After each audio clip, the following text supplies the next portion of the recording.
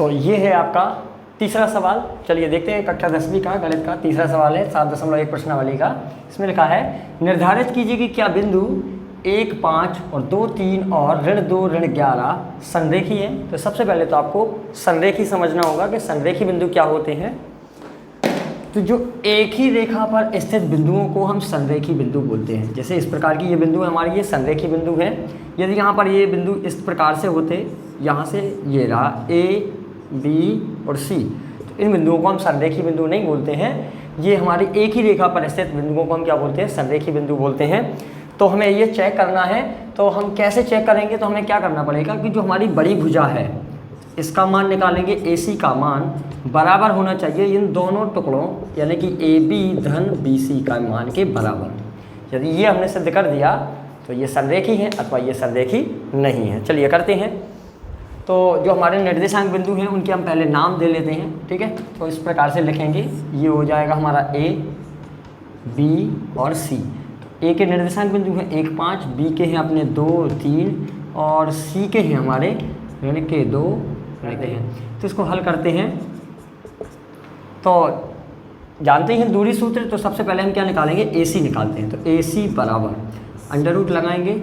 यहाँ पर हम डायरेक्ट लिखेंगे, अब आपको वो लिखना है बाद में, ठीक है। तो x2 माइनस के x1, तो ये x2 ये हो गया माइनस के 2 माइनस 1 का वर्ग धन, यहाँ से लिखेंगे माइनस के 11, ये बाई 2 माइनस के y1 हो जाएगा, तो ये वर्ग लगा दिया।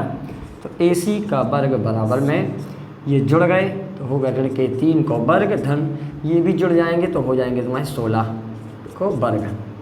AC बराबर लगाओ 9 हो जाएंगे और यहाँ पे हो गए तुम्हारे 16 का वर्ग करना पड़ेगा। 16 का वर्ग करो, 16 का वर्ग 256 होता है, याद होगा ना। चलिए 256 कितना होता है, 256, ठीक।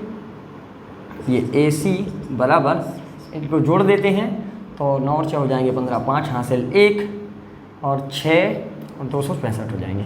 इसका वर्गमूल नहीं होता है तो इसको इतना ही छोड़ देते हैं। इसके बाद हम निकालते हैं AB।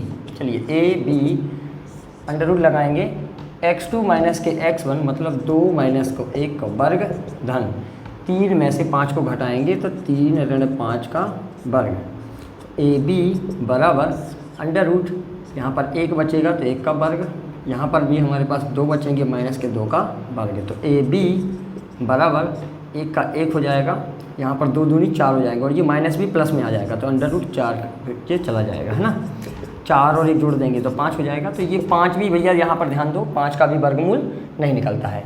चलिए अब हमारे पास जगह कम पड़ रही है तो थोड़ा बिल्कुल एकदम छोटी सी जगह में करेंगे, आप ध्यान देना।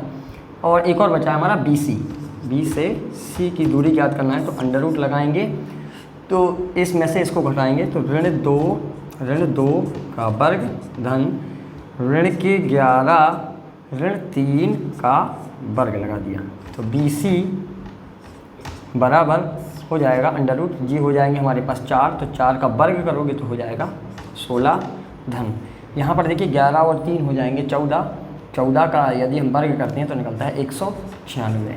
इनको जोड़ देते हैं तो BC बराबर 6 और 6 12, 2 हासिल 1, 9 और 1 10 और 1 11, 1 हासिल बचेगी तो जो हो जाएंगे, ठीक है 212। कितना आया, इसका भी वर्गमूल नहीं निकलेगा। चलिए अब इसका आंसर लिख देते हैं। थोड़ा सा यहाँ पर देखते हैं कि हमने क्या बताया था कि AC बराबर होना चाहिए AB धन BC। तो AC का मान क्या निकला है, अंडर रूट 2, 6, 5 बराबर AB का मान क्या निकला है, अंडर रूट 5। BC का मान क्या है हमारे पास 212। तो यहाँ पर ये तो जुड़ नहीं रहे हैं और ये जुड़कर भी 265 तो नहीं हो पाएंगे, है ना।